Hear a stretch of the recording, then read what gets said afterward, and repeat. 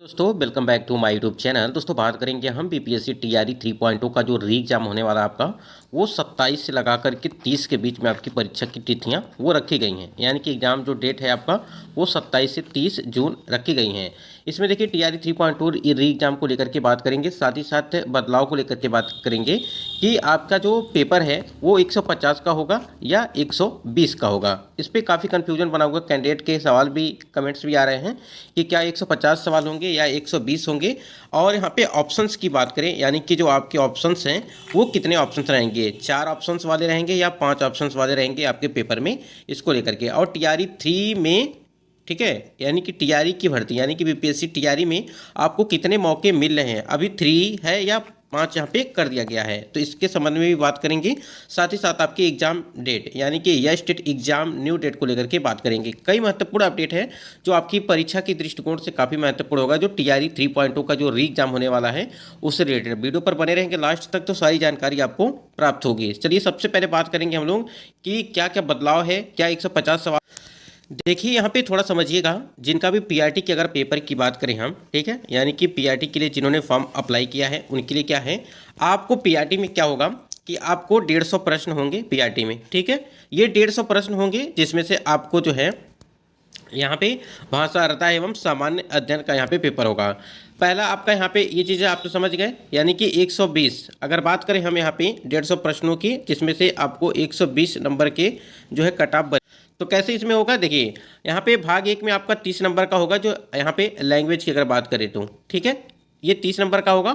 और 120 जो होगा वो आपका सामान्य अध्ययन होगा, यानी कि जीके जीएस ये वाला पोर्शन होगा, जीके और जीएस वाला पोर्शन होगा। तो यहाँ पे 150 आपका हो गया।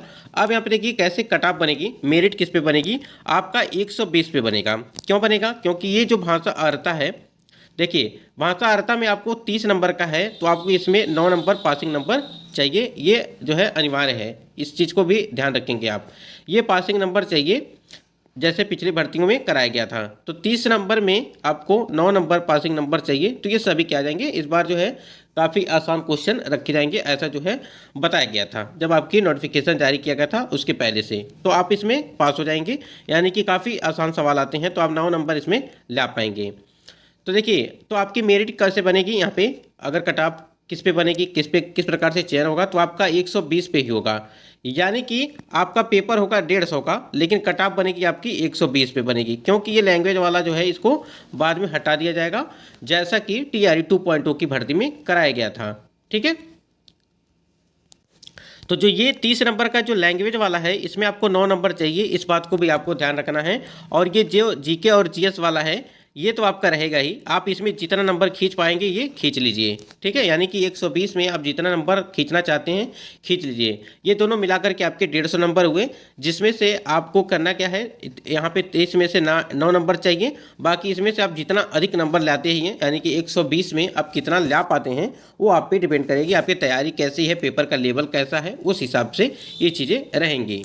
देखिए यहाँ पे लिखा भी है, देखिए यहाँ पे भाषा, देखिए आपका हो गया अंग्रेजी, हिंदी हो गया, उर्दू हो गया, बांग्ला भाषा का व्यवहारिक ज्ञान, और इस भाग में अर्थांक कम से कम 30% अनिवार्य होगा। यानी कि यहाँ पे आपको 30% अनिवार्य होगा।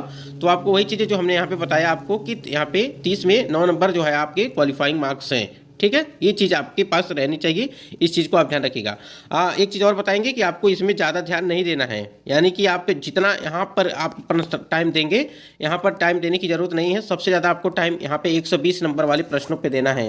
ये नहीं कि आप 30 नंबर के यहाँ पे 30 प्रश्न कर रहे हैं और यहाँ पे 9 नंबर लाना है, तो आप यहीं पे सारा टाइम यहाँ पे बर्बाद कर देंगे। ऐसा आपको नहीं करना है, क्योंकि कई पिछली भर्तियों में ऐसा हो चुका है, इसलिए बहुत सारे कैंडिडेट का जो है सिलेक्शन नहीं हो पाया। इसी प्रकार आप देख सकते हैं कि 6 to 8 की अगर बात करें हम, देखिए 6 to 8 की बात करें तो 6 to 8 में क्या है कि 3 पार्ट में होगा। पहला आपका 30 नंबर का होगा, दूसरा आपका 40 का होगा, फिर 80 का होगा, ठीक है। ये तो लैंग्वेज हो गया, इसमें भी आपको 9 नंबर चाहिए, ठीक। और इसमें जो भाग यहाँ पे जो 40 नंबर का है, ये आपका जीके जीएस वाला पोर्शन है, जो आपका एससीईआरटी से कवर हो जाएगा ये सारी चीज़ें, ठीक है। और जो यहाँ पे पार्ट 3 है, जिसमें आपको यहाँ पे 80 नंबर का रखा गया है, ये आपका है सब्जेक्ट वाला, यानी कि सब्जेक्ट होगा, ये सब्जेक्ट आप एनसीईआरटी एससीईआरटी बुक जो पढ़ रहे होंगे आप, जो भी आपका सब्जेक्ट होगा वो चीज़ें हैं।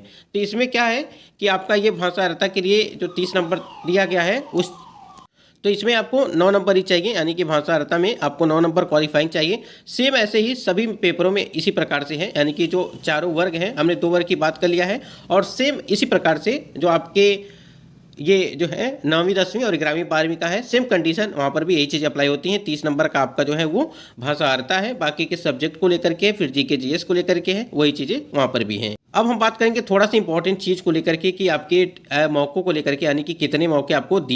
देखिए यहाँ पे हम लोग 5 यानी कि 3 अवसर जो बीपीएससी के द्वारा नोटिफिकेशन में, चाहे आपकी टीआरई 1 की भर्ती कराई गई हो, चाहे टीआरई 2.2 की भर्ती, चाहे टीआरई 3.2 की भर्ती में, इन सभी में जो है, सभी जो अगर नोटिफिकेशन आप उठा करके देखेंगे तो सभी में आपको 3 मौके का जिक्र किया गया। जैसा कि यहाँ पे देख सकते हैं कि अन्य निर्देश में कोई अभ्यर्थी शिक्षा विभाग के बिहार राज्य विद्यालय अध्यापक नियुक्ति, स्थानांतरण, अनुशासनिक कार्रवाई एवं सेवा शर्त नियमावली 2023 के आलोक में अधिकतम 3 बार परीक्षा में भाग ले सकेगा।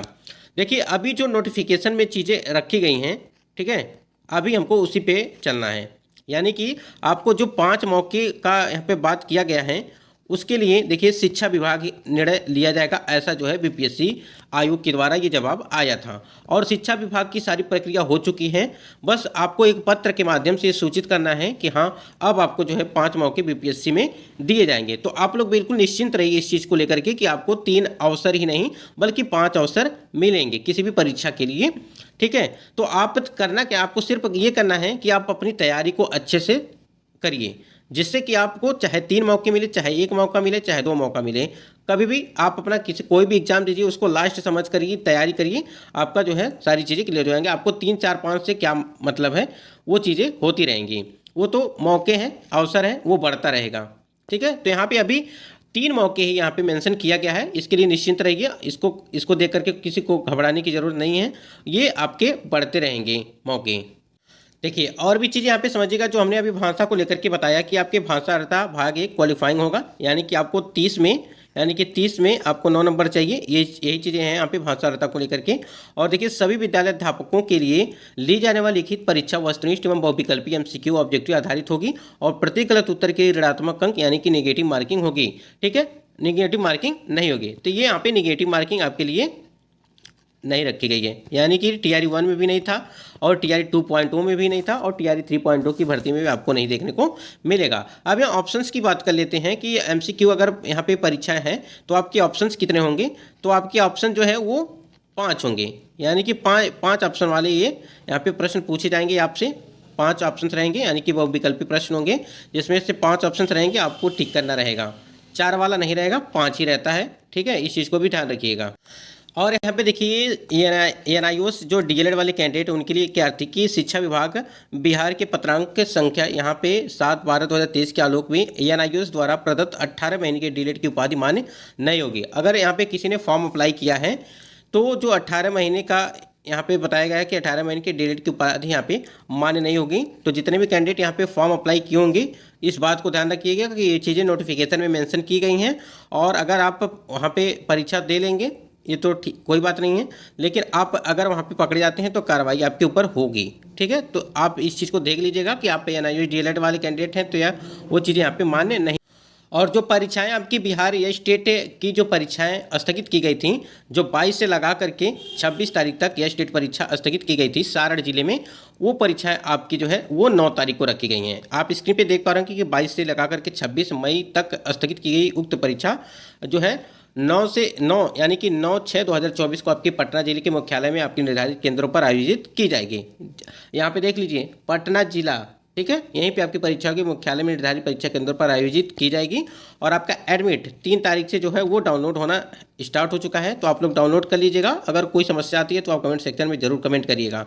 बाकी आपकी पेपर 2 के लिए अगर यह स्टेट परीक्षा की बात करें तो पेपर 2 के लिए आपकी परीक्षा जो है वो 11 से लगा करके 19 जून तक कराई जाएगी, यानी कि 11 जून से लगा करके 19 जून तक जो है आपकी परीक्षाओं का आयोजन वो किया जाएगा। और आपका प्रवेश पत्र जो है वो आपका आ जाएगा, यानी कि कब जारी किया जाएगा उसको भी आपको यहाँ पे उन्होंने सारी चीज़ें डिटेल में दिया हुआ है कि आपकी वो 5 तारीख से आपका एडमिट कार्ड वो जो है डाउनलोड होना स्टार्ट हो जाएगा, यानी कि 11 से लगा करके 19 तक जो परीक्षा होंगी उसका एडमिट कार्ड जो है 5 तारीख से स्टार्ट हो जाएगा, ठीक है, यानी कि कल से आपका जो है स्टार्ट हो जाएगा।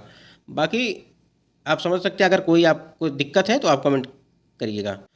तो आपको घबराने की ज़रूरत नहीं है। आपका जो कट ऑफ मेरिट बनेगा वो 120 पे ही बनेगा, न कि आपको 150 पे बनेगा। ये तो भाषा अर्हता के लिए जो 30 है, इसमें आपको क्वालिफाइंग नंबर चाहिए 9 नंबर। इस बात का ध्यान रखना है। ज़्यादा टाइम आपको इस वाले पोर्शन पे नहीं देना है। सबसे ज़्यादा आपको टाइम यहाँ पे देना है जो 120 है। इसी पे आपका जो है मेरिट बनेगा, कट ऑफ इसी पे जारी किया जाएगा, इसी के आधार पे। तो आशा करते हैं दोस्तों को यहाँ पे सारी चीज़ें क्लियर हो गई होंगी। अगर वो आपका कोई सवाल है कमेंट सेक्शन में ज़रूर कमेंट करिए, बाकी हम प्रयास करेंगे बताने का।